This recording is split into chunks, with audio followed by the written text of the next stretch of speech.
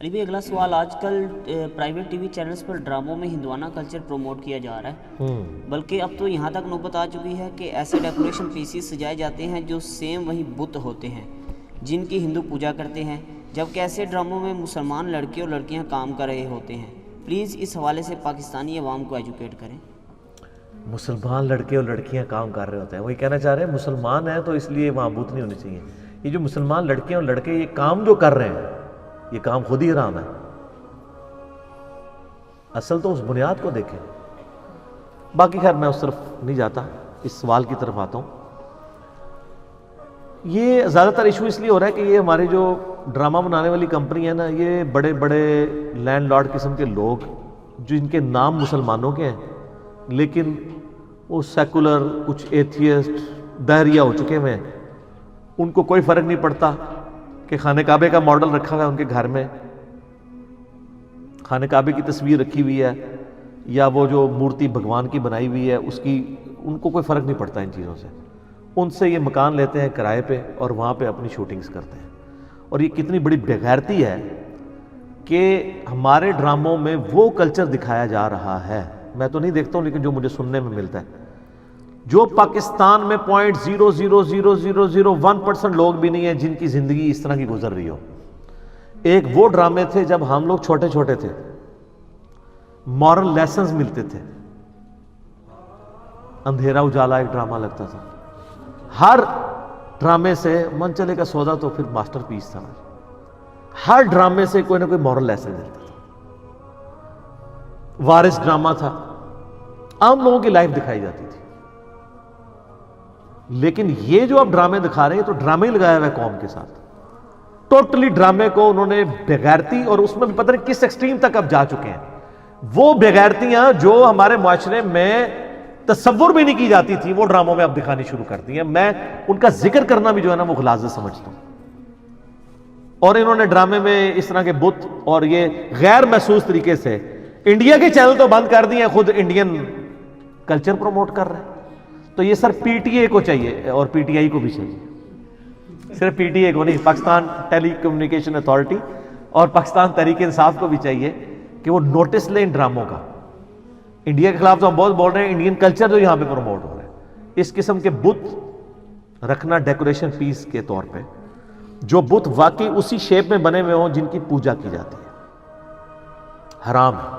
البتہ ایسے ماڈلز جو ہوں تو بت ہی، لیکن وہ والے بت نہ ہوں، ڈکشنری کے پوائنٹ آف ویو سے ہم انہیں بت کہہ رہے ہوں، اس طرح وہ ماڈل ہوں، جیسے کسی یہ باربی کا ماڈل، کوئی ایک گڑیا کا ماڈل آ گیا۔ اب یہ وہ ماڈلز نہیں ہیں جن کی لوگ پوجا کر رہے ہیں، بلکہ یہ بچوں کے کھیلنے کے ماڈلز ہیں۔ کسی گھوڑے کا ماڈل، کسی ہاتھی کا، کسی پرندے کا ماڈل۔ اب یہ وہ ماڈلز ہیں جس کی لوگ پوجا نہیں کر رہے ہوتے، یہ ماڈلز وہ والے ماڈلز ہیں جو لوگ خوبصورتی کے لیے سجا لیتے ہیں گھر میں، کسی کے ذہن میں وہم بھی نہیں آتا کہ ان کے آگے جھکنا ہے، تو یہ بالکل جائز ہے۔ کیونکہ بخاری و مسلم میں حدیث ہے کہ نبی علیہ السلام سے شادی کے بعد بھی اما عائشہ کہتی ہیں میں گڑیوں سے کھیلا کرتی تھی، نبی علیہ السلام نے کبھی منع نہیں کیا۔ اب گڑیا بھی تو فزیکل ایک بت ہی ہوتا ہے نا، ماڈل ہوتا ہے، لیکن وہ کھیلا کرتی تھی، اس کی عزت نہیں ہو رہی ہوتی، وہ تو پھر بچہ گڑیا اٹھا کے پھینک بھی دیتا ہے، اس کو سامنے رکھ کے جھک تو نہیں رہا ہوتا۔ اس طریقے سے ابو داؤد میں حدیث ہے، نبی علیہ السلام تشریف لائے تو ایک پردہ اٹھایا تو اس کے پیچھے ایک گھوڑا تھا جس کے پر بھی بنے ہوئے تھے، وہ سیدہ عائشہ کا کھیلنے کا گھوڑا تھا۔ تو آپ نے السلام فرمایا عائشہ یہ گھوڑے کا پر، تو انہوں نے کہا آپ نے سنا نہیں ہے کہ سلیمان علیہ السلام کا گھوڑا اڑتا تھا تو اس کے بھی تو پر تھے؟ تو نبی علیہ السلام اتنا مسکرائے کہ آپ کی داڑھیں ظاہر ہو گئی، تو آپ نے اس کو نکالنے کا حکم تو نہیں دیا۔ اسی کے تحت میں سمجھتا ہوں ایسی تصاویر جو کسی نے اپنے البم میں لگائی ہوئی ہیں، غیر محرم کی تصاویر نہ ہو، اپنی لوگوں کی ہوں، کسی نمایاں جگہ پہ آویزہ اس لیے نہ کیوں کہ لوگ اس کے سامنے روزانہ سلام کرتے ہوں یا ہار لٹکاتے ہوں اس کو، اور پبلکلی دوسرے لوگوں کی بھی نظر پڑتی ہو۔ اگر بیڈ روم کے اندر جہاں کوئی اور نہیں جاتا اپنی کوئی میاں بیوی لگا لیتے ہیں تصویر، کوئی حرج نہیں ہے، یہ اس کیٹیگری میں فال نہیں کرے گی، کیونکہ ان نہ تصویروں کی عبادت ہو رہی ہے، نہ ان گھڑیوں کی، نہ ان ماڈلز کی۔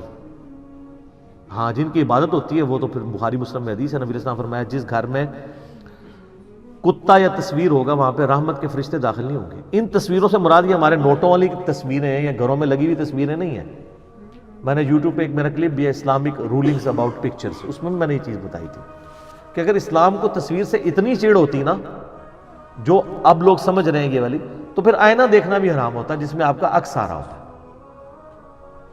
وہ کہتے ہیں وہ سٹل نہیں ہوتا، ہلتا رہتا ہے۔ سر ہلتا رہتا ہے یا سٹل ہوتا ہے؟ آپ کی تو وہ ڈاکٹرن پہ پورا اتر رہا ہے نا کہ ایک عکس تو آ رہا ہے نا، لیکن اس کی کوئی عبادت نہیں کر رہا ہوتا۔ تو اس معاملے کو دیکھنے کی ضرورت ہے۔ باقی ہاتھ کی جو تصویریں ہیں اس کے بارے میں جو بخاری مسلم میں ممانعت آ رہی ہوتی ہے، اس میں یہ بھی الفاظ ہیں کہ ابن آدم تو جو کا ایک دانہ نہیں بنا سکتا، میری بنائی ہوئی تخلیق کو کاپی کرتا ہے تو اللہ تعالیٰ ایسے کوئی شخص کو عذاب دے گا۔ تو بالکل ٹھیک ہے، اگر میں آپ کی تصویر بناتا ہوں تو میں اللہ کی بنائی ہوئی تخلیق کو کاپی کر رہا ہوں۔ جب میں اس کو کاپی کروں گا تو آپ کا ناک اگر اتنا موٹا ہوتا ہے، میں اتنا بنا دوں تو اس کو میں بگاڑ رہا ہوں، تو مجھے اجازت نہیں کہ میں آپ کی شکل بگاڑوں، اللہ کی بنائی ہوئی تخلیق بدل رہا ہوں۔ لیکن آپ ہی کا عکس اگر شیشے میں ہے تو سنت ہے آئینہ دیکھنا، اور اسی عکس کو کیمرے میں لے لیا جاتا ہے تو اس میں شکل بگڑی تو نہیں، جو آپ تھے وہی ہیں، جتنا ناک آپ کا تھا اتنا ہی ہے۔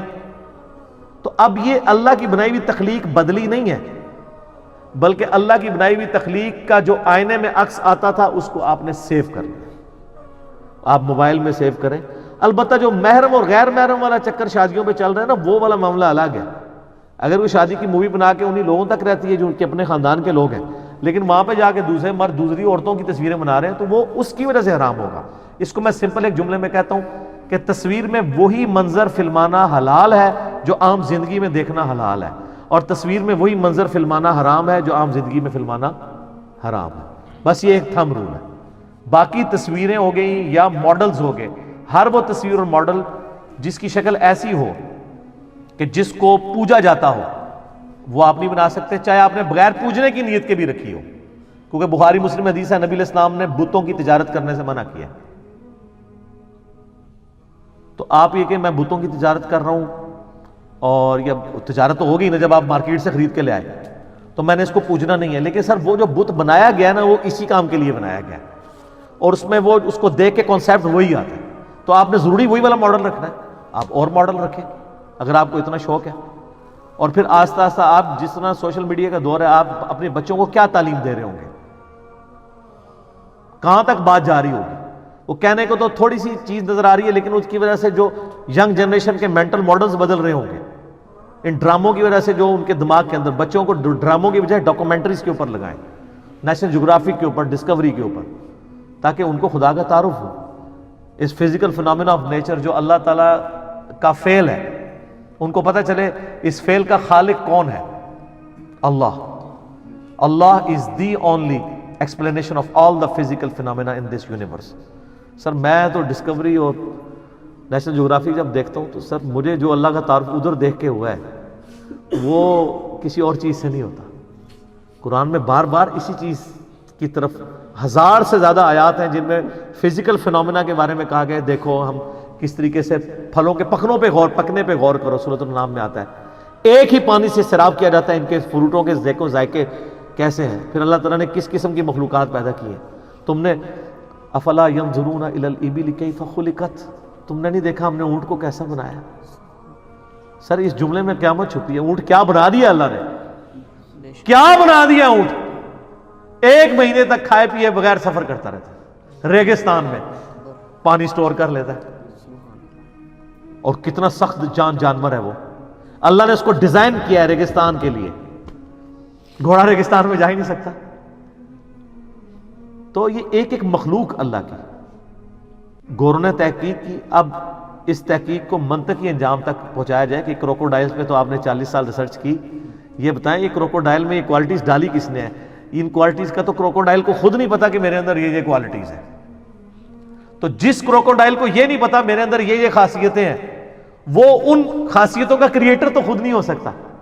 اور اگر آپ کو یہ بات سمجھ نہیں آ رہی تو اپنے بارے میں آپ سوچ لیں، کیا آپ کے گردے جو 25 دفعہ ڈیلیسس کر رہے ہیں، کبھی زندگی میں آپ نے یہ خود چلائے تھے؟ کوئی ان کی کوئی سوئچ آن کیا تھا؟ آپ کا دل روزانہ 1 لاکھ دفعہ دھڑک رہا ہے اور 10,000 لیٹر خون پمپ کر رہا ہے، کبھی آپ نے یہ ہوتے ہوئے دیکھا ہے؟ اگر آپ کو سائنٹسٹ نہ بتائیں تو آپ کو یقین بھی نہ ہے کہ یہ خون سارا ہو رہا ہے۔ آنکھوں کو تو پھر بھی آپ شیشے میں چمکتا ہوا دیکھتے ہیں، جو اندر اتنی مشکل ٹریفک رواں ہے، تو آپ نے اگر اپنی ٹریفک جو سب سے ذہین مخلوق ہے اس روئے ارض پہ, اس کو اپنی اندر کی ٹریفک کا نہیں پتا, تو جو ہے ہی جانور ہے ان بیچاروں کو کیا پتا ہمارے اندر کیا ٹریفک چل رہی ہے اور کیا کیا کوالٹیز دی ہوئی ہیں. لائف ان ڈیپ اوشنز, آپ ہارون جائیے کی ویڈیو دیکھیں سر, 10-10 کلومیٹر نیچے ایسی ایسی مخلوقات ہیں سمندر کے اندر, ان کے اندر وہ سسٹم ہے, بندہ حیران رہ جاتا ہے. آج کل کی جو لیٹسٹ آبدوزوں میں سب میرینز میں جو سسٹم انسٹال کیے گئے ہیں نا, ایگزیکٹ وہی ڈیزائن ملینز آف ایئرز سے ان کے اندر موجود ہے اوپر اور نیچے آنے کے لیے. وہ سائنٹسٹ حیران ہے کہ ہم اس کی بجائے اگر ہم پہلے ہی 10 کلومیٹر نیچے چلے جاتے تو ہمیں آبدوز بنانے میں اتنے 100 سال نہ لگتے, ڈائریکٹ کاپی کر لیتے جس طرح پرندوں کو کاپی کیا.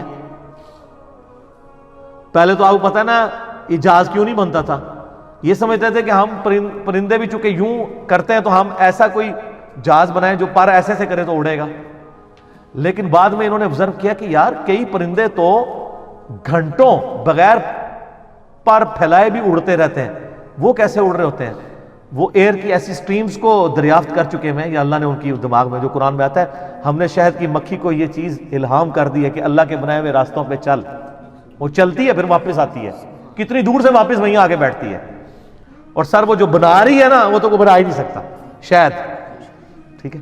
تو وہ سائنٹسٹ نے کہا نہیں, ایسے بھی اگر پر رکھے جائیں نا تب بھی ہم اڑ سکتے ہیں, اس کے لیے ایئر سٹریم ہمیں وہ والی چاہیے. تو لیکن وہ ہائر لیول کی چاہیے کیونکہ جہاز کا وزن بہت ہوتا ہے.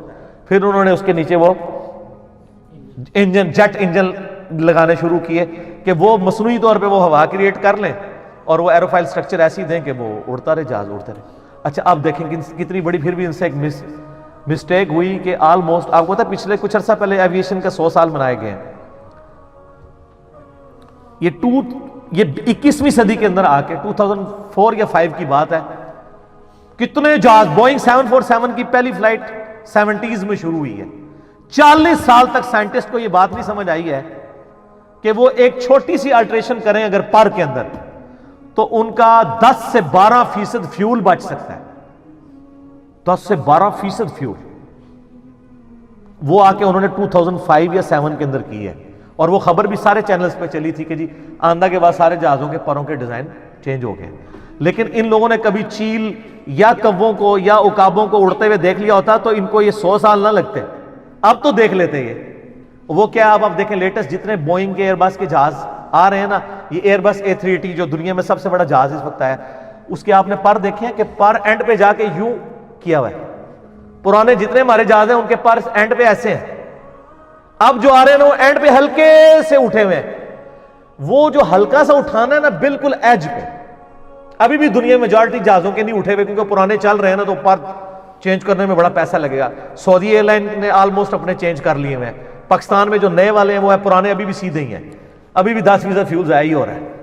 اچھا وہ ورٹیکس, یہ جب جہاز اڑتا ہے نا تو اس کے ساتھ ایئرفوائل سٹرکچر, چونکہ میں نے فلوئڈ ڈائنامکس ہمارا ٹاپک بھی تھا میکینیکل انجینئرنگ میں, اس کے نا یہ کارنر سے ایک ورٹیکس بنتا ہے ایئر کے اندر, نہ نظر آنے والا بھنور, وہ ریزسٹنس کرتا ہے جہاز کو اڑنے میں.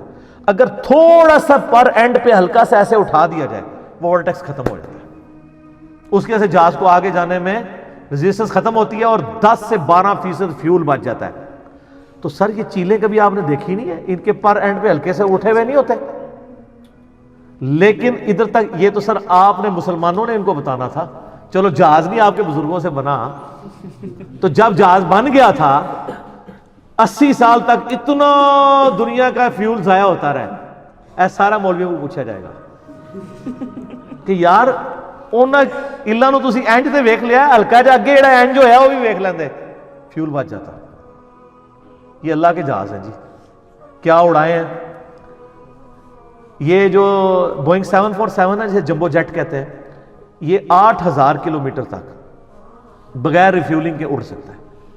لیکن اس کے بعد پھر اسے فیولنگ کی ضرورت پڑ جاتی ہے کیونکہ وہ ٹینکر اتنے بڑے نہیں ہیں کہ وہ سٹور کر سکے.